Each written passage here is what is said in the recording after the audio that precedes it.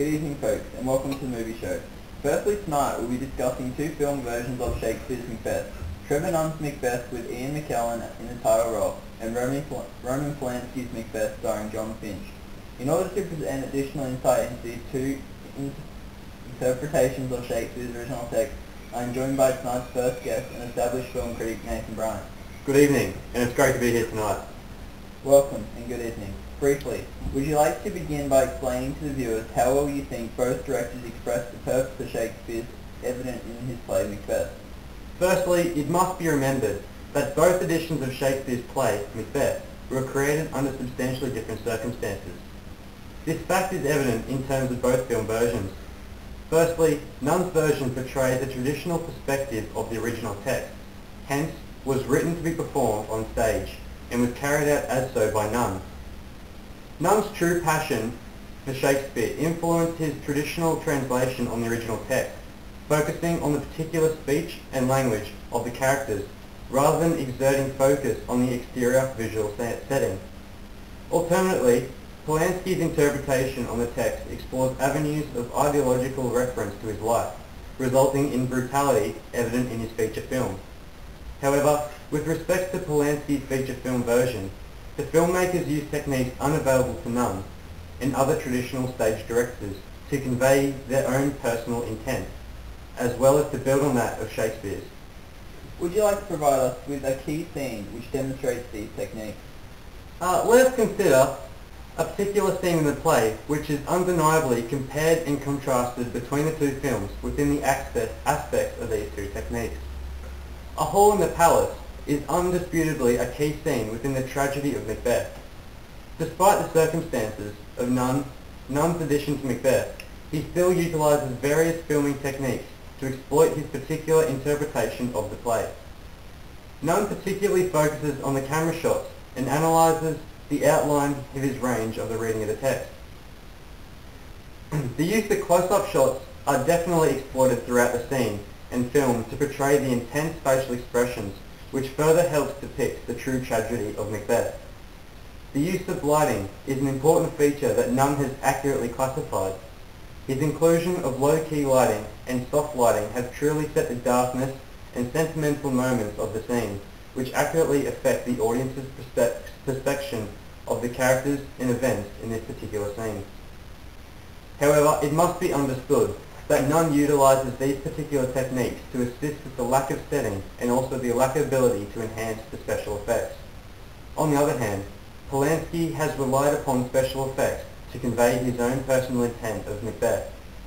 Polanski obviously continues to utilise the close-up shots to continue into the telling of the story, with the inclusion of shots taken from further back to display the setting that was vaguely outlined by Shakespeare. However, the key moments is the appearance of Banquo's ghost in the scene, which ultimately supports the use of special effects. By applying the physical ghost to the scene, it implies that Macbeth is perhaps not as insane as portrayed in Nunn's edition, and more importantly, the original text. Additionally, Polanski applies the music of a screeching violin to the scene. Personally, I believe that this is a clever inclusion into the scene, as it implies the situation that Macbeth is in to be both unpleasant and strident. Undeniably. Now let's move on to those character discourses. I'm particularly interested in the title character of Macbeth. Do you feel his exciting discourse corresponds to that in which Shakespeare intended? Well, this is an interesting point. Although we never see Macbeth in battle, he operates under the dominant discourse of a leader for much of the story. This is true for the Polanski edition, however not quite so for the Nunn version. Nunn's adaptation, however, he is displayed to be a little bit of a coward on numerous occasions, instead of the brave figure that Shakespeare portrayed.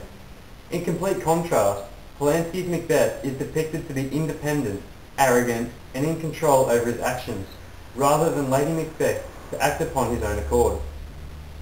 This is yet again truly displayed in the banquet scene, as Macbeth assesses his own situation of the appearance of the ghost without heavily relying on Lady Macbeth to cover for him. It is also to be argued that Polanski portrayed Macbeth's character with the intended audience in mind. Hence, it must be remembered that Polanski's edition was a contemporary feature film at the time, playing for contemporary audiences. Therefore, there were ulterior motives behind the depiction of Macbeth. Thus, Macbeth is displayed as being an independent and powerful, dominant male figure, which explicitly portrayed the role as men in the 1970s society. Hence, a direct relation is immediately linked to the audience. However, with the direct regards to Macbeth, I felt it easier to empathise for Macbeth, the coming villain, rather than Macduff, the innocent hero. Yes, I agree. But why do we feel sympathy for Macbeth, and why shouldn't we? Feeling sympathy to the villain of Macbeth was always in Shakespeare's intent. The play has more often than not been described as the tragedy of Macbeth. Both Macbeth and Macduff operate under the dominant discourses at either end of the spectrum. However, Macbeth is one we should begin to hate as the story progresses. He is the underlying cause of all conflict, and it is only natural to feel contempt towards him. However, in both editions of Shakespeare's original text, the characters of Macbeth is foregrounded by endless close-ups of their face, privileging their attitudes, values and beliefs. Thus, at the end of the film, we cannot help but feel some compassion for the character that has lost everything. But how is this overtly shown in the film? In the final battle between Macbeth and Macduff, Macbeth fights for himself alone, while Macduff battles with a company of Malcolm and countless loyal soldiers. Despite Macbeth's complete arrogance, he still displays bravery and pride when confronted with the enormous task. It is in this way that we share his emotions and sorrow.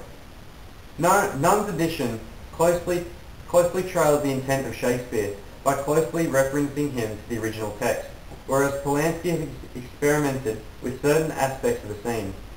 With regards to Polanski, the scene opens with Macbeth standing on a high ground to Macduff and Malcolm, which touches on the pride and confidence of Macbeth. This evidence is further supported by the chance Macbeth has to kill Macduff, but his arrogance takes over. Polanski uses other means of symbolism and experimentation throughout his final scene of the play. King Duncan's younger son, Donalbain, is seen to seek advice from the three witches at the closing. This supports evidence of corruption between the two brothers and possible circle events of the Shakespearean play. Also, it cannot be forgotten the deed of Macbeth's head being chopped off and placed on the stake truly compares Macbeth's behaviour to that at Macduff's at the end of the story. And why did Roman Polanski decide to do that? Polanski was certainly one to capitalise on brutality. I think his experimentation of brutal special effects was due to the preferences of the modern audience, who were still very much so addicted to the novelty of enhanced special effects, not to mention the dramatic conclusion to the play. This does sadly deviate from the Shakespearean tragedy of Macbeth. So then, to conclude, what is your verdict on the success of these two directors had in interpreting the original Shakespeare play? Success must narrowly be defined for either film and cannot be deemed a success. Personally, I believe success is defined as that of Shakespeare's intent, and Nunn's addition to the play truly follows that of Shakespeare's intent to the original text. This is instantly recognised by the passion Nunn shares for Shakespeare's work. Furthermore, Nunn's film is set on stage, which is initially the primary intention of the play. On the contrary, Polanski's Macbeth is changed and manipulated throughout his edition. Despite Polanski closely basing his interpretation of the story to the original text, there are too many differences between the brutal interpretation of Polanski and the original text of Shakespeare. It is along this basis to say that Polanski did not follow the intent of Shakespeare in his tragic play. Indeed. I think we shall leave it there. Thank you very much for joining us here tonight. Thank you very much.